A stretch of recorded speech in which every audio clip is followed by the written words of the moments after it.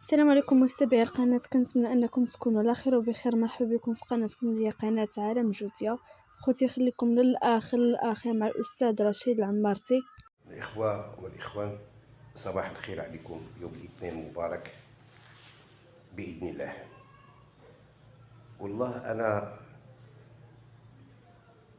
مشمئز، متفائل ولكن مشمئز لعلمي بمعطيات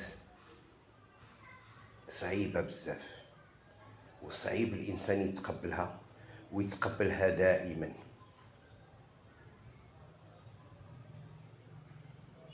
أنا كنشوف غير مثال ديال واحد اللي كان رئيس الحكومة 7 سنين، ومن بعد منه يعني بن كيران، ومن بعد منه العثماني 10 سنين ديال البي جي دي. مشات كيف قالت جون افريك وصحف واشنطن بوست انغاشي، مشات هباء مبثورا. وكنشوفوا البارح بن كيران كيقول لك لانه هو الضر هو او في عائلته، واحد المراه من عائلته، واحد البنت مريضه الى اخره، وعيط لشي طبيبه في شي سبيطار في الرباط باش يدخل بسرعه. الصديقه ديالو قالت له لي زانفيرميي سون اون غريف اوفيرت. قال لها لان هذه من عائلته. الله اكبر. انت بن كيران شكون اللي رفع الدعم على الصحه؟ انت. شكون اللي ضرب المغاربه الاساتذه والاستاذات في الشارع كاين اللي كانت حامله؟ انت. شكون اللي هرس ورفع الدعم نهائيا ووقف صندوق المقاصه؟ انت. على جميع، كنقول المقاصه على جميع المستويات ديال المعيشه والعيش للمغاربه. انت. شكون اللي عطى التفويض بالطبع الحكومه، ديال رئاسه الحكومه والمؤسسات، عطاها هديه لاخنوش وهرس المنافسات كلها على المحروقات والاسعار وعطاه طريق مفتوح؟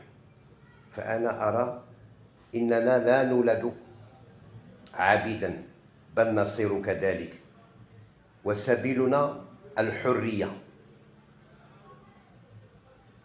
وعلينا ان نختار طريقنا.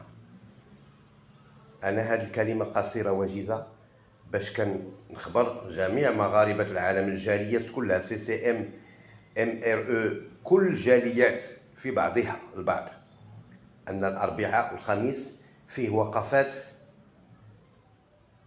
عالميه ديال الجاليه، لا دياسبورا ماروكان دون لو موند،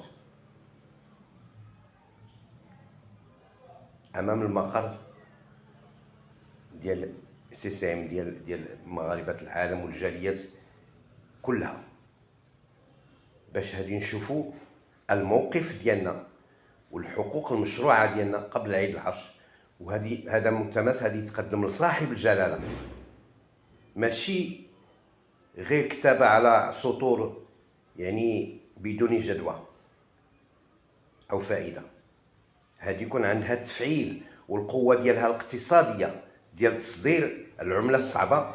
حنا كنهضروا فيها في هذه الساعه مع كل رؤساء الجاليات، وانا للفخر، وهذا فقط تكليف، ان اكون عميد هذه الجاليات.